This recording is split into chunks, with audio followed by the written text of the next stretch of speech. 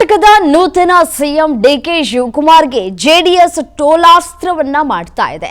ಸಾಮಾಜಿಕ ಜಾಲತಾಣದಲ್ಲಿ ಸಂಚಲನವನ್ನ ಮೂಡಿಸಿರುವಂತಹ ವಿಡಿಯೋ ಕಾಂಗ್ರೆಸ್ ವರಿಷ್ಠರಿಗೆ ಕೊಡೋದಕ್ಕೆ ಲಂಚ ಸ್ವೀಕಾರ ಮಾಡ್ತಾ ಇದ್ದಾರೆ ಅನ್ನುವಂತಹ ಪೋಸ್ಟ್ ಅನ್ನ ಹಾಕಲಾಗಿದೆ.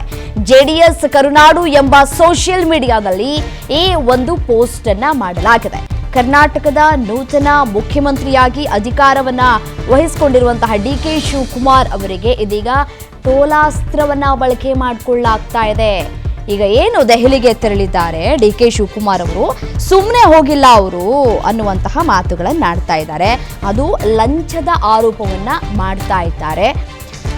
ಒಂದ್ ಕಡೆ ನೋಡಿ, ಲಂಚ ಕೊಡೋದಕ್ಕೆ ಹೋಗಿದ್ದಾರೆ, ಮತ್ತೆ ಒಂದಷ್ಟು ವಿಡಿಯೋವನ್ನ ಹರಿಬಿಟ್ಟು ಆರೋಪವನ್ನ ಮಾಡುವಂತಹ ಕೆಲಸಕ್ಕೆ ಮುಂದಾಗ್ತಾ ಇದ್ದಾರೆ. ಯಾವ ರೀತಿಯಾದಂತಹ ವಿಡಿಯೋ ಮತ್ತೆ ಫೋಟೋಸ್ ಅಂತ ಹೇಳಿ ದೃಶ್ಯದಲ್ಲಿ ಗಮನಿಸ್ತಾ ಇದ್ದೀರಿ. ಈ AI ಬಂದ ಮೇಲೆ ಸೊ ಹೇಗೆಲ್ಲ ಬಳಕೆ ಮಾಡಿಕೊಳ್ಬೇಕು, ಯಾವುದೇ ಸೆಲೆಬ್ರಿಟಿ ಆಗಿದ್ರೂ ಸರಿ, ಅಥವಾ ಅವರು ಮುಖ್ಯಮಂತ್ರಿ ಆಗಿದ್ರೂ ಸರಿ, ಅಥವಾ ಪ್ರಧಾನಿ ಆಗಿದ್ರೂ ಸರಿ, ಸೊ ಎಲ್ಲರನ್ನೂ ಕೂಡ ಕಾಲೆಳೆಯುವಂತಹ ಕೆಲಸಕ್ಕೆ ಈಗ ಪ್ರತಿಪಕ್ಷದವರು ಮಾಡುವಂತಹ ಕೆಲಸಕ್ಕೆ ಮುಂದಾಗ್ತಾ ಇದ್ದಾರೆ. ನೋಡಿ, ದೃಶ್ಯಾವಳಿಗಳಲ್ಲಿ ಗಮನಿಸ್ತಾ ಇದ್ದೀರಿ ಯಾವ ರೀತಿಯಾಗಿ ಇಲ್ಲಿ ಕರ್ನಾಟಕದಿಂದ ದೆಹಲಿಗೆ ಅವರು ವಿಮಾನದಲ್ಲಿ ಹೋಗಿ ಸೂಟ್ ಕೇಸಲ್ಲಿ ಅವರು ಲಂಚ ತೆಗೆದುಕೊಂಡು ಹೋಗ್ತಾ ಇದ್ದಾರೆ ಅನ್ನುವಂತಹ ಒಂದು ವಿಡಿಯೋವನ್ನು ಬಿಡುಗಡೆ ಮಾಡಿದ್ದಾರೆ.